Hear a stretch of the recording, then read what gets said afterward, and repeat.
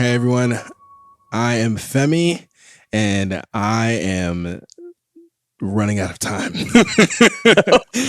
You got really scared and nervous about that. I'm Josh, and I am time blind. I have no idea what time it is, where I am, how old I am. It's all one big jumble. That's a teaser to our next episode and series of episodes on the movie In Time. But today, and for this short episode, we're going to try a little bit of a game. So I have some questions for Josh, and you can play along too, but we have a practice that might be a good thing for you to try in this game. As you know, in this podcast, we wrestle with story to seek deeper truth, but we don't always provide the tools with our current framework. And so we wanted to try to start with that, especially for you with families and kids who are old enough to try this. Please, please, please do. So one of the tenets that we believe in is helping people engage with scripture better and with others using empathy and compassion. And so like you want to really understand the insult to the Pharisees that motivate them to kill Jesus instead of just the immediate judgment. We want to imagine Bathsheba's relationship with the other women that David was with, or think about Leah and what it was like for her heart through this time as Jacob and Rachel are continuing their relationship. So this game is to slowly help practice using that imagination. And so I have 5 questions for Josh that he'll answer and agree or disagree with his answers. We don't have a name for this. We'll just call it the perspective game for now. So I like it. Josh, are you ready to play? How much time do I have? just a little bit. Just enough time. Okay. So this is a kid-friendly version of the game. We'll probably do some more intense versions later, but this is going to be some Disney characters and some superheroes. So which of these villains, Josh, are you most willing to defend in court for their offense? Oh, boy. Number 1, Captain Hook. Okay. Number 2, Ursula. Okay. And number 3, Hades from Hercules. Oh, man. Hook is from Peter Pan. Ursula's from The Little Mermaid. Well, it's tough because my wife is going to be very upset because The Little Mermaid is her favorite Disney movie of all time, and I do not know it very well. So I don't feel like I can stake a claim on Ursula, though I probably would put her at the bottom because I feel like she's a little bit more conniving. Interesting. Hook is an interesting villain because in the story of Peter Pan, he isn't the kind of villain he is more because he stands in the way of what Peter wants, which is to be a kid forever, versus Hook is kind of the symbol of, adulthood, growing up, leaving childish things behind you. But he's kind of a jerkbag, and that's Stash. That's not doing anybody any good. And Hades is the one I'm actually leaning towards. Interesting. Just for your knowledge, I tried this with somebody else, and they were like, "Well, I can't do Hades because I'm in church, Like, oh no, dude, Hades. Here's my reason. So here's my reason. So I think with Hades, what makes him interesting is, again, because of his position in the story of Greek mythology, he's just doing a job. He's not like he is kind of like a shady guy, right? Like there's stories in Greek mythology where I'm forgetting the famous story where is it Persephone where the lover goes down, grabs her, and is like walking up the stairs, and Hades like, you can take her, but if you look back, like, I'm gonna take her back. And so it's kind of this awful story of like, was Hades lying? Was he gonna take her the whole time?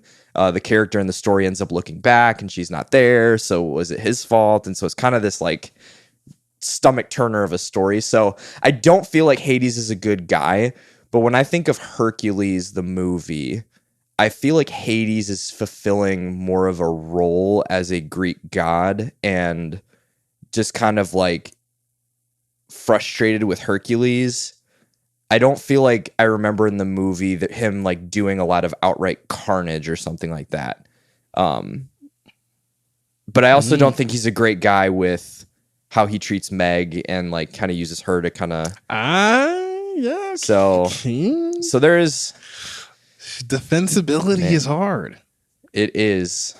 So who's the lesser evil? It's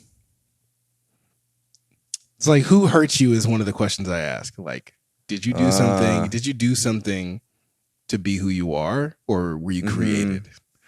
Were you a villain that was created from improper emotional regulation? Yeah, right. Like, my dad didn't let me play Pokemon, and here I am stealing guys' girlfriends and all that stuff. I'm not gonna do Hades.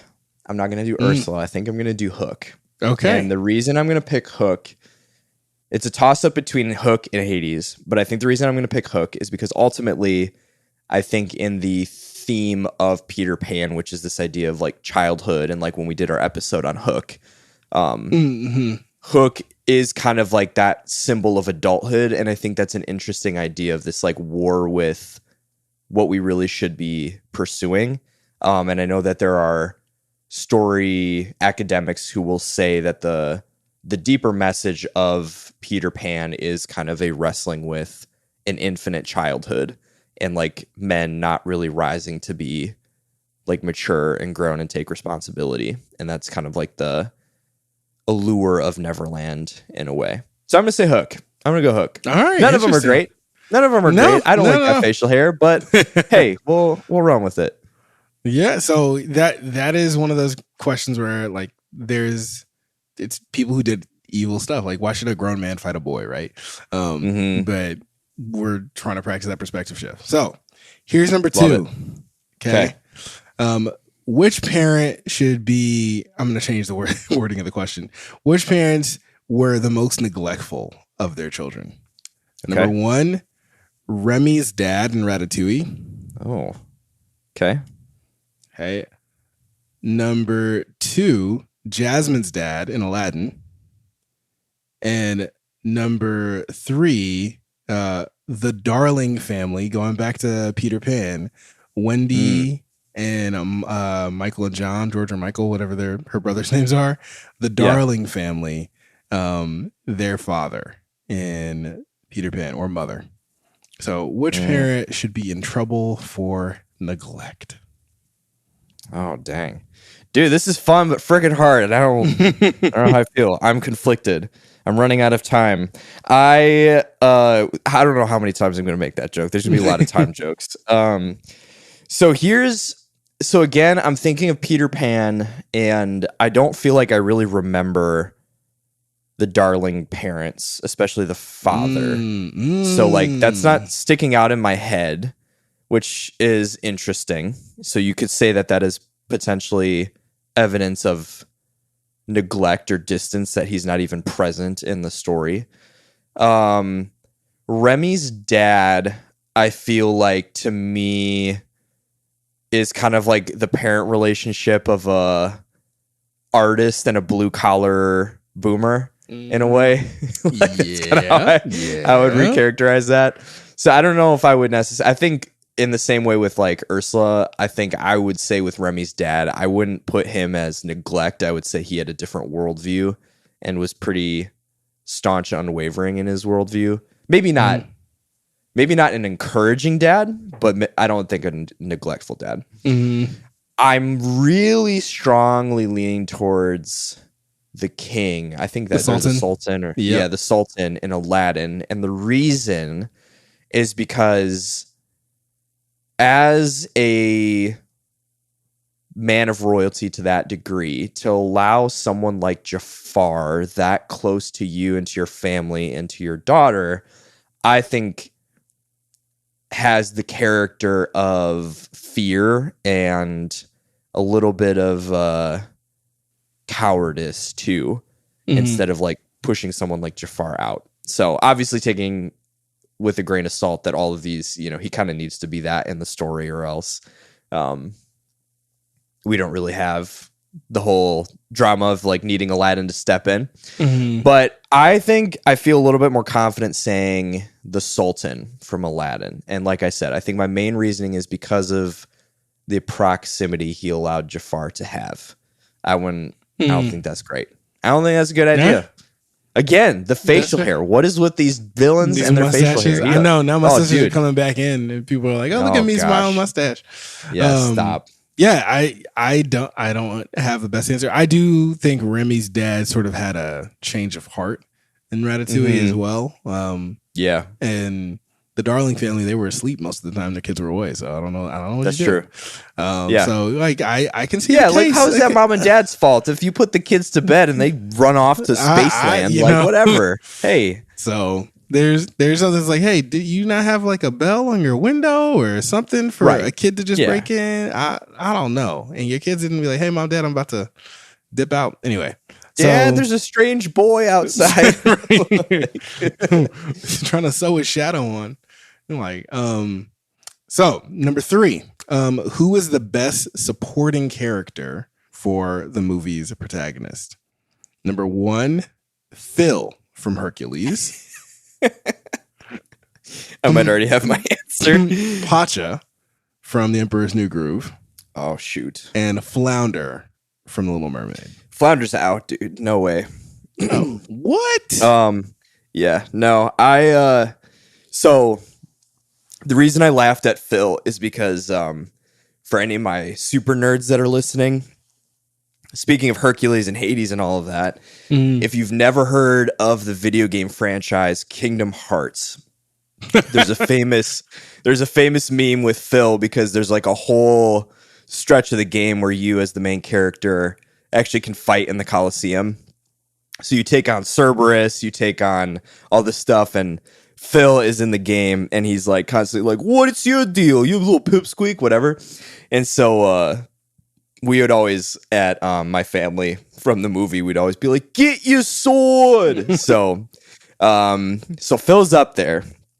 However, I think this might be an easy win for Pacha because in my mind, Pacha actually, I feel like, produces a substantial amount of growth that feels a little bit more like tangible with Cusco. And I think there's more of a discrepancy in their friendship from where it starts to where it ends versus like Phil's like a good mentor and kind of like a kooky guy, you know, and he kind of helps call Hercules up to something greater. But, you know, I don't think it's the same. Like he's like a basketball coach, right? And then Flounder, like I said, I don't know The Little Mermaid really well. I just remember him as this, you know, little dweeby fish, and I don't feel like Ariel in The Little Mermaid has like the same was improved by her relationship with him. Yeah. So I would hands down say Pacha. I think Pacha's a easy choice in my mind. All right, cool. Then number 4, who would you pick to keep a secret? Okay. Number 1, Spider-Man. Oh boy. We're going to go with the Tom Holland version just to be very, very clear. Which, if you haven't all seen the new trailer for that movie, I called it. Punisher's in. Yes, Lord. I'm excited. Anyway, keep going. Spider-Man. Okay. The next one is Ant-Man. Okay. And then I have potentially 2 that you could pick from. Okay.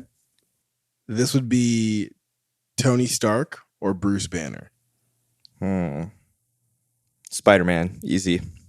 That's one I'm literally wearing. I'm literally wearing a Spider-Man shirt right now. 2, Tony Stark literally in his first MCU movie reveals that he's Iron Man. That man ain't keeping no secrets. He doesn't reveal a lot of other things. He puts a lot of. But he was also with the Feds in Civil War, so I don't feel. Yeah. I don't trust him to that degree. I feel like he's a big sharer in a lot of ways. Like I feel like he shares a lot of his tech. He does a lot of inventing, but he blabbed on that he was Iron Man in the first one, and in Civil War he was with the government. Bruce Banner is like fine. He's generic. He's like a generic secret keeper to me. Same thing with Ant-Man. I feel like Ant-Man is one of those guys you'd be like, oh yeah, like I might tell you something silly to keep a secret.